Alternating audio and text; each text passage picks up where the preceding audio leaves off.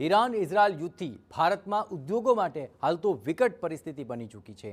Gas કટોકટીને કારણે ભરૂચમાં અનેક ઉદ્યોગો પ્રભાવિત થયા। બે તરફ ગેસના અભાવે કામદારોને ભોજનની પણ સમસ્યા આવી રહી છે।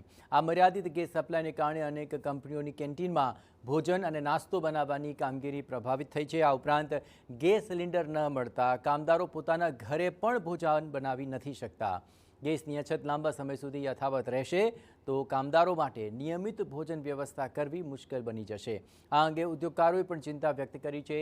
ગેસ કટોકટીને કારણે જો કામદારોની ભોજન વ્યવસ્થા પ્રભાવિત થશે તો કામદારો વતન તરફ પલાયન કરી લેશે, જેનાથી ઉદ્યોગ અને કામદાર બંને તરફનો ફટકો લાગી શકે છે।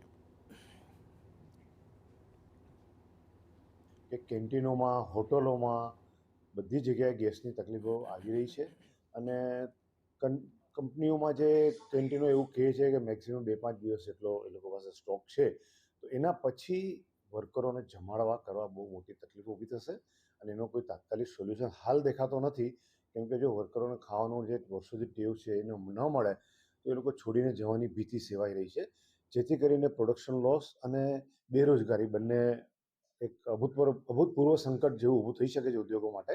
મોટી ઇન્ડસ્ટ્રી મેક્સિમમ ઇન્ડસ્ટ્રીઝની અંદર કેન્ટીન ઉપર ચાલતી હોય છે અને જે આઉટ સ્ટેટથી જે પણ માણસો અહીંયા કામ કરવા આવે છે તો એને કંપની જે કેન્ટીનની ફેસિલિટીઝ જે પ્રોવાઈડ કરે છે, તો આ ગેસ નહીં મળવાના કારણે આવનારા દિવસોમાં એ પણ કંપનીઓને અલ્ટરનેટિવ સોર્સ ઉપયોગ કરી અને માણસોને સાચવવા પડે એવી પરિસ્થિતિ સર્જાશે।